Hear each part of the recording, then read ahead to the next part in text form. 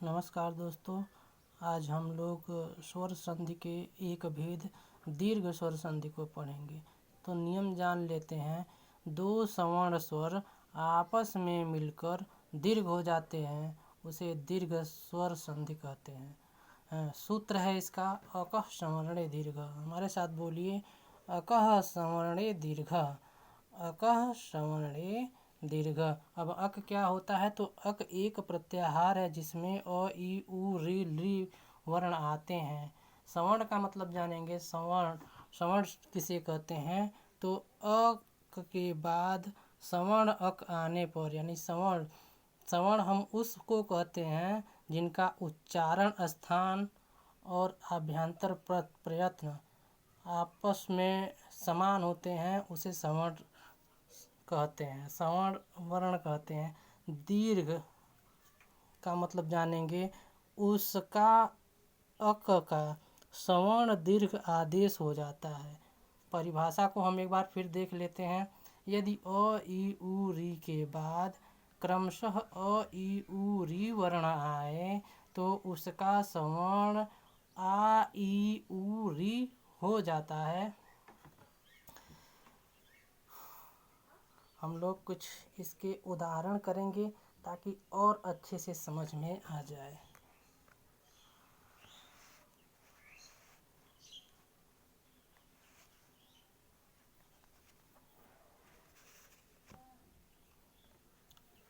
देखिए, अ और आ की स्थिति बनने पर समान अ और आ आने पर आ आदेश हो जाता है। इसी तरह ई और ई आने पर सेम उसके विपरीत ई और ई आने पर ई बड़ी ई आदेश हो जाता है। उ और उ के बाद उ और उ आने पर बड़ा उ आदेश हो जाता है। इसी तरह री और री के आने पर री और री के बाद री और री आने पर बड़ा री आदेश हो जाता है। अब इन सबों का एक एक उदाहरण देखेंगे। यहाँ देखते हैं। अ और आ के बाद, यानी पूर्व का अंत्य वर्ण अ और पर का आदि वर्ण आ होने पर आ हो जाता है। जैसे अन्न प्लस अभाव। अब अन्न के अ को निकालेंगे और अभाव के आ को निकालेंगे और इन दोनों के स्थान पर आ आदेश होकर अन्नाभाव रूप बनेगा। इसी तरह शिव धन आलय, शिव के आकार को, अंत्य आकार को तथा आलय के आदि आ को निकालकर उसके स्थान पर आ आदेश करेंगे। हैं, शिव धन आ धन आलय बनेगा और आपस में जब इन सबों को जोड़ देंगे तो शिवालय रूप बन जाएगा। इसी तरह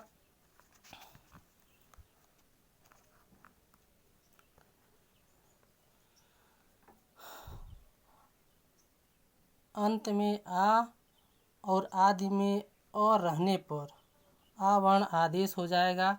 जैसे उदाहरण विद्या धन अर्थी। हाँ, तो अलग अलग करके अलग करेंगे तो विद्या में हलंत, ध में हलंत लगाएंगे, ध से अ को निकाल लेंगे और अर्थी के अ को निकाल लेंगे और दोनों के स्थान पर आ वर्ण आदेश करके विद्या आ अर्थी रूप बनेगा और इसको आपस में जोड़ लेंगे तो विद्यार्थी रूप बन जाएगा। इसी तरह आ और आ की स्थिति होने पर, जैसे विद्याधन आलय में विद्या के ध के आ को विद्या के आ को निकाल लेंगे और आलय को आ को निकाल लेंगे। हाँ, तो इस तरह से रूप बनेगा विद्या आ आलय और आपस में जोड़ देने पर विद्यालय रूप बनेगा। इसी तरह एक और इसका उदाहरण देख लेते हैं। आ और आ का, जैसे महाधन आशय, मह आ सय, आपस में इन दोनों के स्थान पर आ आदेश कर मह आ शय बराबर महाशय रूप बनेगा। इस तरह से हम ई वर्ण का उदाहरण देखेंगे। जैसे ह्रस्व इकार और ह्रस्व इकार पूर्व और पर में होने पर, इसका उदाहरण देखेंगे। जैसे गिरिधन इंद्र। अब गिर के अंत्य ह्रस्व इकार को बाहर लेंगे और इंद्र के आदि इकार को बाहर लेंगे और इन दोनों के स्थान पर बड़ा इकार आदेश कर कर गिर इंद्र गिरिंद्र बनाएंगे। इसी तरह महाधन, इसी तरह ई और बड़ी ई के स्थान पर ई आदेश करेंगे। इसका उदाहरण देखेंगे। गिरधन ईश। अब गिर के अंत्य इकार को और ईश के आदि इकार को के स्थान पर बड़ा इकार आदेश करके गिरीश रूप बनाएंगे। इसी तरह दीर्घ इकार और ह्रस्व इकार के स्थान पर दीर्घ इकार आदेश कराएंगे। जैसे महिधन इंद्र। मह ई इंद्र, हाँ, तो रूप बनेगा महींद्र। इसी तरह पृथ्वी धन ईश। ई और ई को बड़ी ई आदेश कराकर पृथ्वीश बनाएंगे।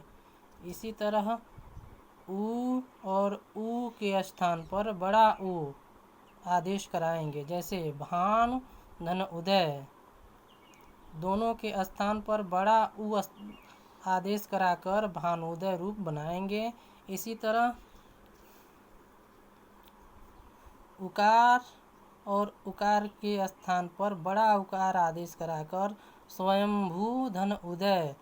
स्वयंभू के ऊ को निकालेंगे और उदय के आदि ऊ को निकालकर बड़ा ऊ आदेश कराकर स्वयंभू रूप बनाएंगे।